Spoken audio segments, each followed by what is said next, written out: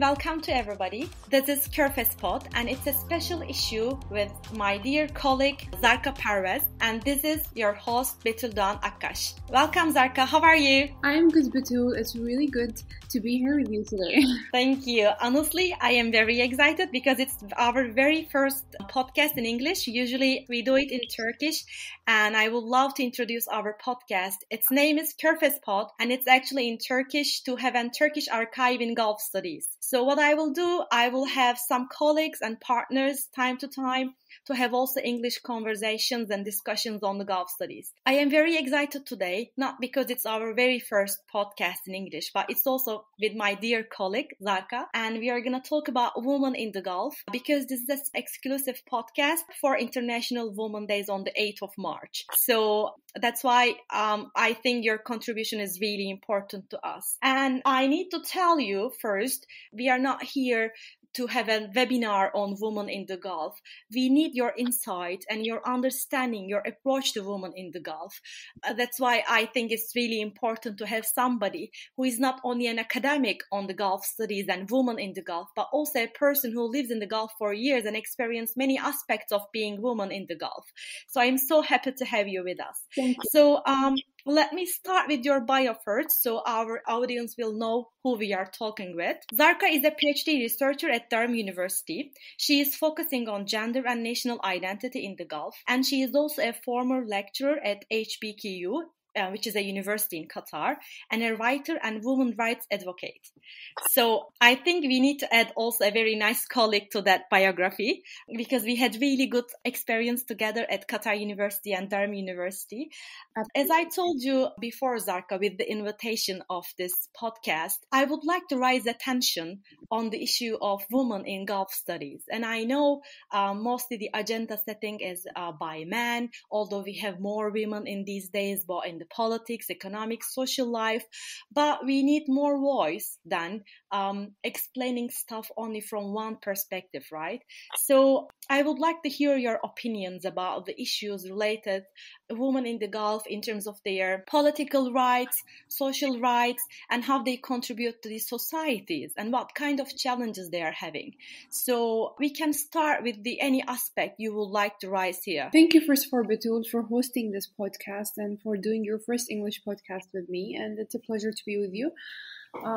You've raised a really important, really big question, which I think needs a whole podcast on its own. But you're talking about women's political rights and their social rights and their position in the society. So I would say, ever since, so we're talking about Gulf as a whole region, I think it's important to keep in mind that every country in the Gulf has some sort of specific contextual realities that also affect women's situation or women's place in the society. So we cannot generalize, although when we say Gulf, it is as a geographical entity shares a lot of things in common in terms of the culture and political structures and social structures, etc. Politically, I think women in the Gulf have some successes. I think within the structures that already exist, I think women's involvement or representation in the politics is definitely increasing. So, for example, you see women in Shura Council in Qatar, women in Kuwait as well,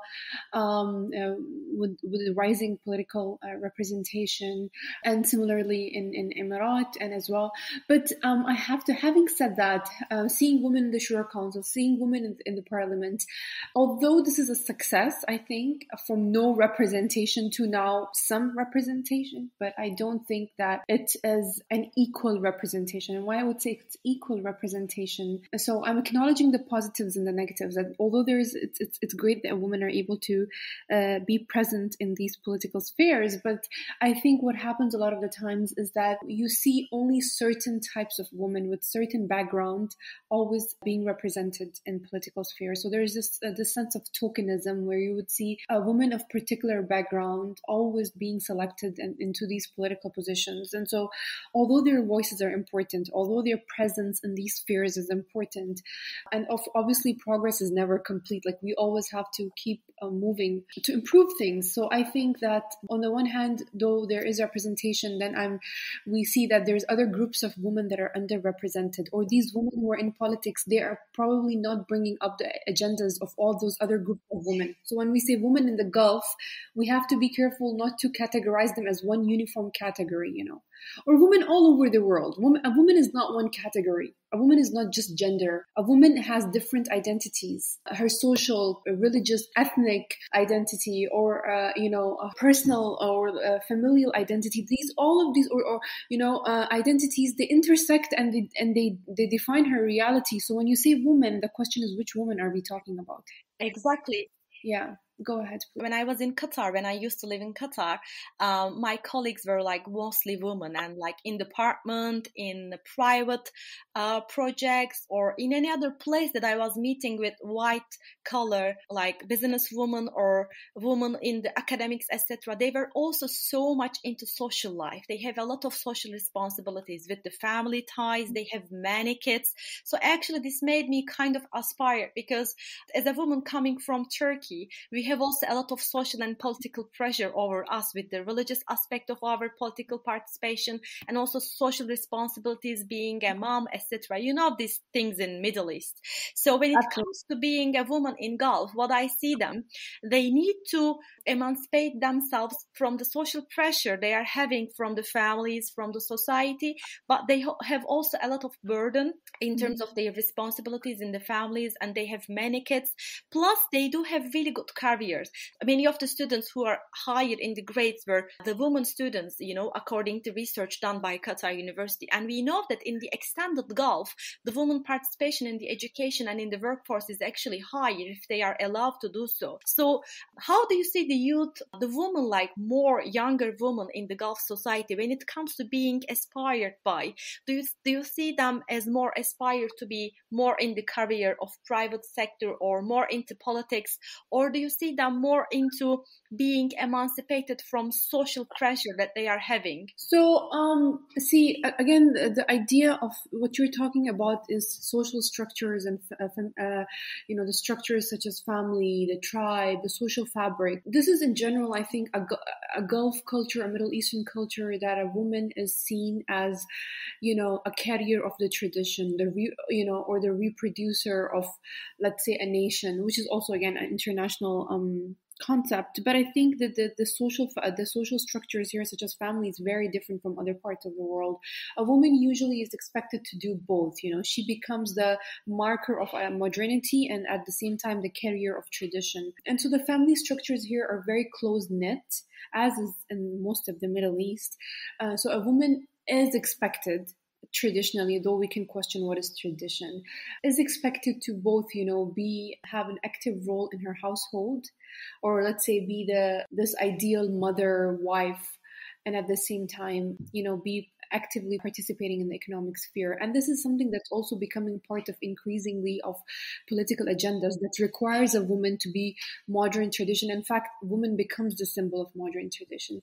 So, but what happens is, I think, and so having said that though, I think it's important not to generalize. I think a lot of the women, they also do choose, so it's not always women. So when we say social pressure, we have to be really careful, because what we may perceive as social pressure might not always be seen as social pressure by women themselves. So a lot of these women, they do choose to, let's say, marry early or have children.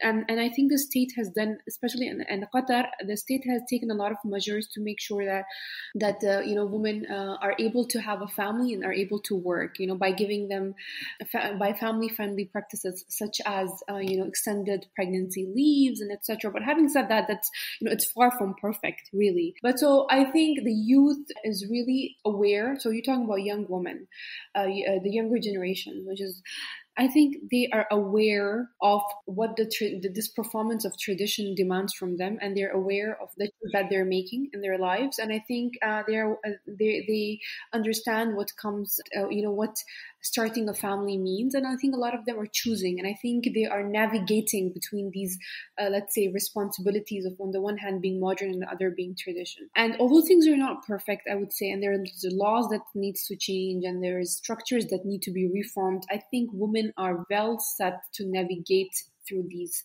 challenges. Exactly.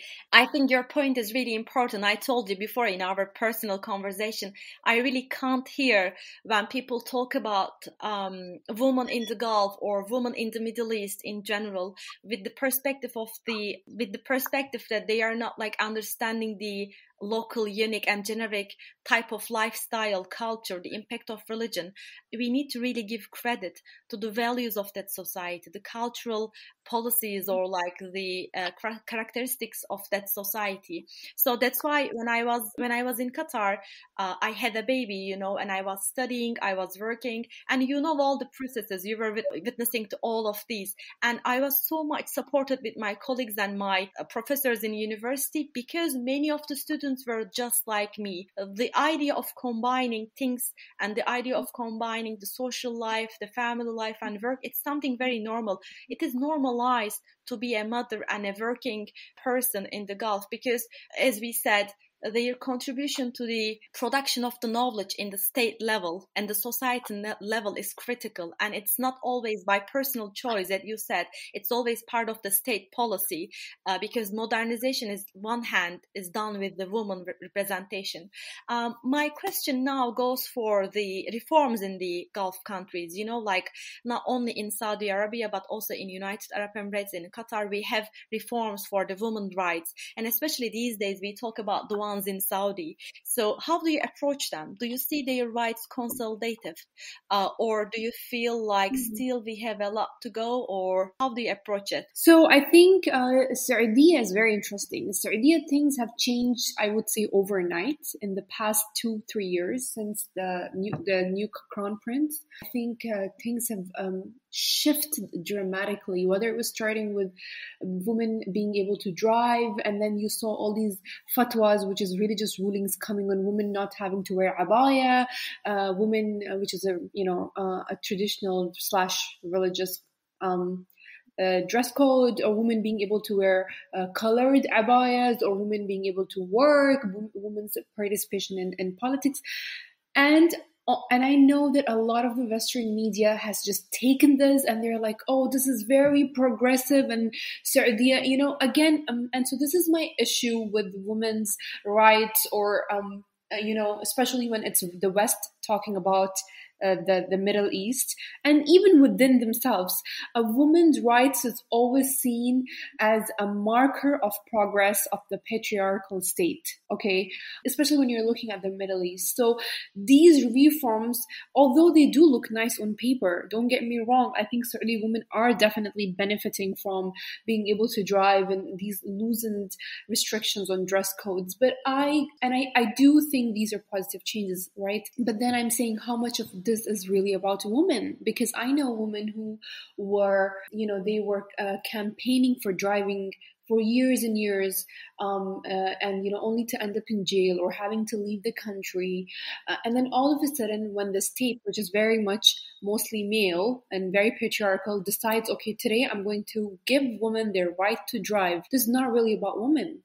This is about men who are now looking, and so again, the credit went to who? To the state, to the men who gave the women these rights. No one was talking about women's struggles. Similarly, the idea that woman is now able to dress the way she wants to. Again, these are very, I would say, outward or very kind of or external measures of what it means to be emancipated. A woman might want to cover her face by choice, but you've just decided that a woman not being able to wear a colored abaya is automatically, for me, it's by default means a woman is more liberated.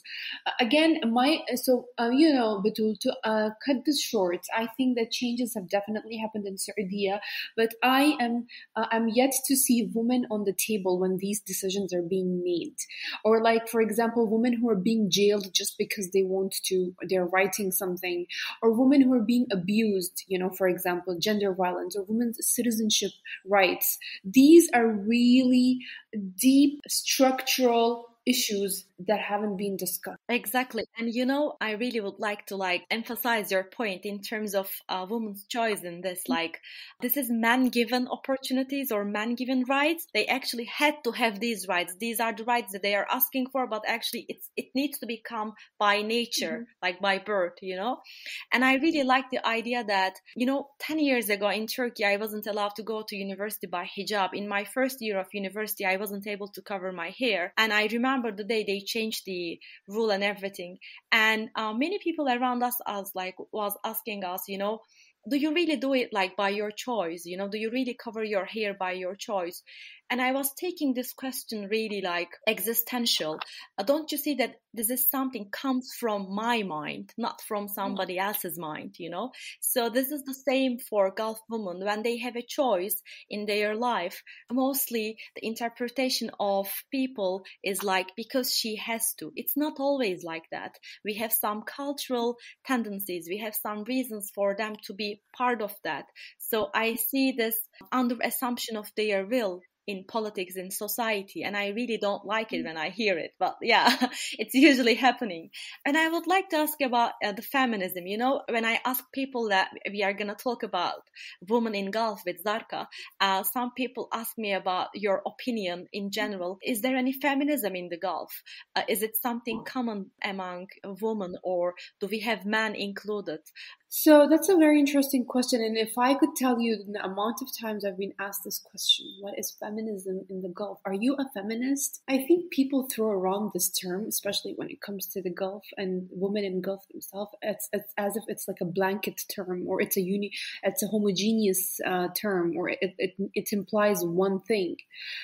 Feminism is not one ideology, or it's not even just an ideology. Feminism is a combination of political systems, an ideology, a thought process, or a way of being, or a lens.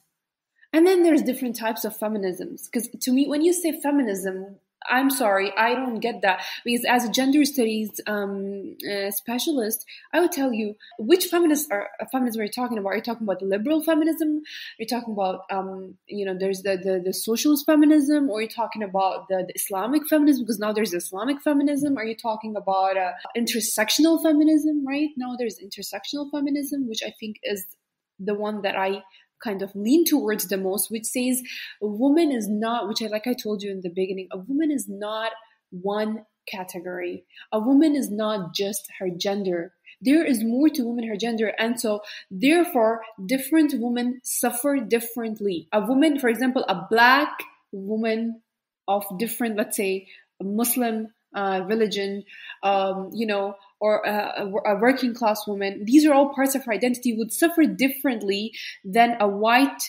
woman of let's say an elite class. Both would suffer at different levels. And so which feminism are we talking about? I think a lot of I don't have an answer to is there feminism in the Gulf, because I don't know what that question really implies, but I think there is an awareness there. I see a lot of young women who are just really, I would say, are frustrated with what's happening in some aspects of their lives, and they are very much, I wouldn't discredit their experiences. So I think they're very influenced by this ideology of feminism, which is very attractive. This idea, this notion that we are all together, united in our struggle against an oppressive system. But as an idea, it sounds very interesting. But then there's a lot of ifs and buts and whats and hows.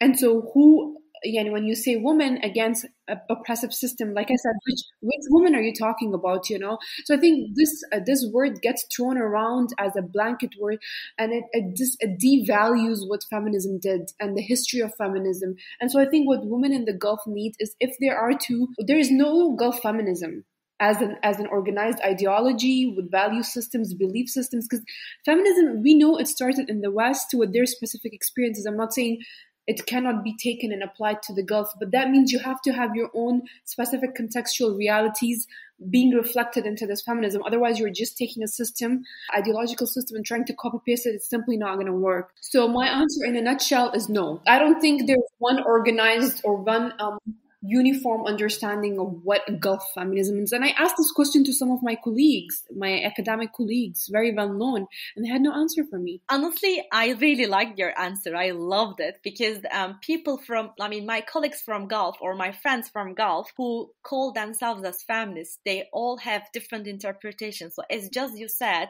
because there is no one type of struggle by women in the world. We don't have also one type of reaction to that. So your approach is actually kind of counter-revolutionary or comprehending all this together. My last question is about the networks and mechanisms in the Gulf that women are able to convey their messages to the policymakers. What kind of mechanisms and networks they are using to say the society or politicians that they actually need more support in politics, in economics, etc. Do you see that there is a network of alliances or any kind of mechanisms from women to political elites? I think what you're getting at is, and if I understand this right, is you're talking about any organizations or entities that enable women to voice their opinions regarding issues. I would say, I think, again, it's different for each Gulf country. And so I am by no means fully aware of what happens in every Gulf country. But though I can tell you, in Qatar, for example, there is no women's organization or like an organization that discusses women's issues or women's rights. Or there isn't even, like, I would say, a ministry, although I'm not sure if we should have one women's ministry, because that just perpetuates the idea that a woman is just a gender. But we do have women, I would say, in Shura Council, but I am not sure if they are able to reach out to other women in the society and see what issues they're going through and then reflect that in their agendas in the Shura Council. I'm not sure of that. I think, but in Kuwait, for example, I think they are much better, I think, in this sense. I think they have a lot of women's organizations. They have a lot of more civil society institutions compared to Qatar, for example. And I know that women there are much more vocal and they have more avenue for their voices and their agendas being heard, although it's still limited, but more than Qatar. In Saudi, I think it's also limited, but it's increasing. And similarly in Emirat as well, I think they do have some women's organizations. But I also think that one of the main tools now that women and men both, in fact, are using to voice their opinions is the social media. And so this kind of virtual platform that allows people to voice their opinions. And I know in Qatar, for example, Twitter is really powerful. Hashtags and people's tweets have, in fact, led to policy changes. Such as, like, I think last year, the law on women driving. So before a woman to obtain a driving license, she would need the permission of her male guardian. But then after there was a lot of campaigning online on Twitter, the state finally went ahead and removed that requirement. So a policy was changed because of what was being said on the Twitter. So we are yet to decide. And again, I'm not a social media specialist. We are again yet to, and we could look at social media as an alternate space, okay, an alternate space where people are able to voice their opinions. It's an alternate form of civil society organization.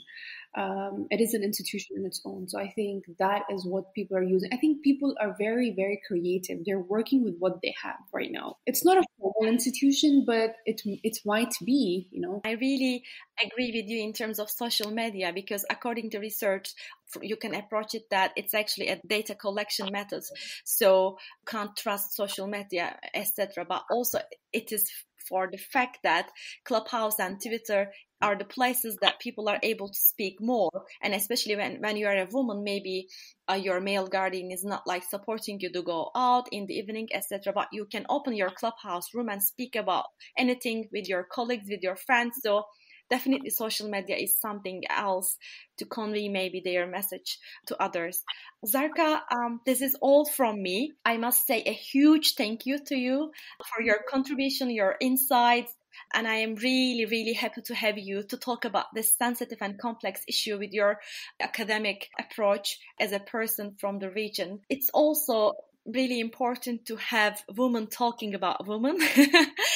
So thank you very much, Zarqa. Thank you, Betul, for organizing this. It was a pleasure being with you, and you raised very important questions. And I think this podcast is a great step towards having more of these conversations with women about women. Hopefully, yeah. I mean, women in the Gulf is a really, really complex, and academically, it's actually important as much as any other issue in the Gulf. So if you are looking into more academic work, you should definitely go into the articles and studies. We have many in the Gulf studies. But if you like to go into more social base, there are really excellent movies by Haifa Al-Mansour. She's a Saudi director, and you can watch her movies and from a local aspect again. So this is all for this week, and happy Women Day to everyone. Thank you for listening, and hopefully we will have another session as like English part of KörfezPod, and goodbye until next time.